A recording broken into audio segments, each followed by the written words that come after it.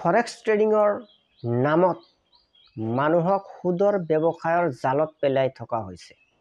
মই ইয়াৰ আগতে কৈছিলোঁ যে ইয়ৰ্কাৰ এফএক্সে যিটো কৰি আছে এইটো কিন্তু ফৰেক্সৰ নামত আপোনালোকক মান্থলি এটা ইন্টাৰেষ্ট দিব, অৰ্থাৎ সুদ দিব।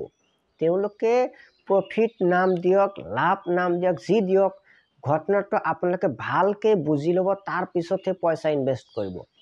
আপোনালোকক তেওঁলোকে কৈ আছে যে মান্থলি তোমাক আমি মান্থলি 5% এটা লাভ দিম, তোমালোকে আমাক পইচা দিয়া, এই পইচাৰে আমি ব্যৱসায় কৰিম, লাভ কৰিম, তাৰ পৰা তোমালোকক আমি মান্থলি 5%টো তাতকৈ বেছি যিমান পাৰোঁ আমি লাভ দিম। মিনিমাম 5% তেওঁলোকে আপোনালোকক লাভ দিব। এইটো কিন্তু স্পষ্ট সুদ।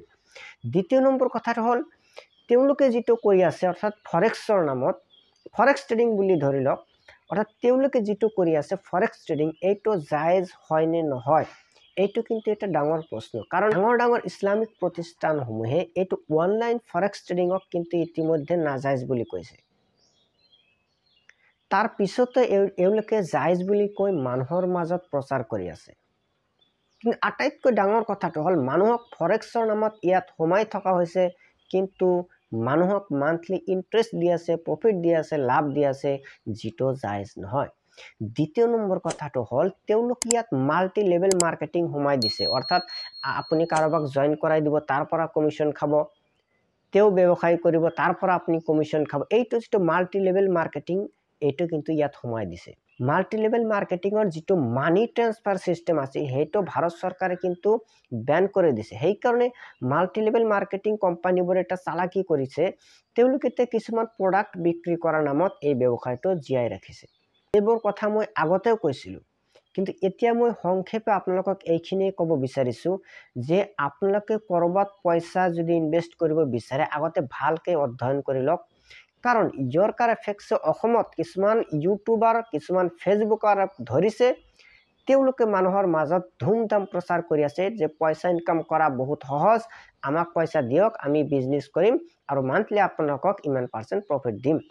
ইয়ৰ্কাৰ এফএক্সৰ লগত যিসকল জড়িত আছে তেওঁলোকক মই দুটা অনুৰোধ কৰিম। নম্বৰ 1, আপোনালোকে ইয়াক জায়েজ বুলি কৈ মানুহৰ মাজত প্ৰচাৰ নকৰিব। আপোনালোকে প্ৰচাৰ কৰক যে এইটো এটা নাজায়েজ বিজনেছ, আমি ইয়াৰ লগত বহুত দিনৰ পৰা জড়িত আছোঁ, ইয়াত বহুত লাভ আছে, আপোনালোকে আমাৰ লগত আহে যদি আহক। যদি এনেকৈ আপোনালোকে প্ৰচাৰ কৰে তেতিয়াহ'লে আপোনালোকৰ লগত মোৰ বেছি বিতৰ্ক নহয়। কিন্তু আপোনালোকে যদি কয় নাই এইটো জায়েজ, তেতিয়াহ'লে আপোনালোকে আহক, মোৰ লগত ডিবেট কৰক।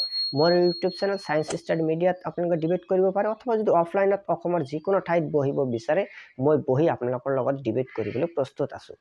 প্ৰকৃততে ফৰেক্স এটা ডাঙৰ মাৰ্কেট, ইয়াত স্কিলৰ প্ৰয়োজন, তাৰ পিছতো 95% মানুহৰ লছ হয়।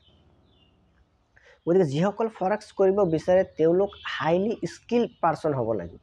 ছেকেণ্ড পইণ্ট ইজ, অসমত যিসকল দাড়ি টুপি থকা মানুহে এই ইয়ৰ্কাৰ এফএক্সৰ প্ৰচাৰ কৰি আছে, তেওঁলোকৰ মাজত এজন আবুল কালাম নামৰ এজন ব্যক্তি আছে।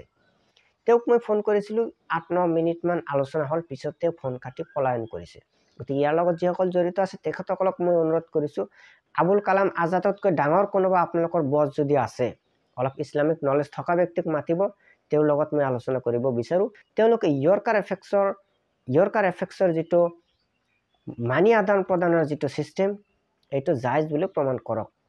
শেষত মই আকৌ স্পষ্ট কৰি দিব বিচাৰিছোঁ যে বিজনেছ আপুনি কৰিব, আপোনাৰ কবৰত আপুনি হিচাপ দিব, মোৰ কবৰত মই হিচাপ দিম।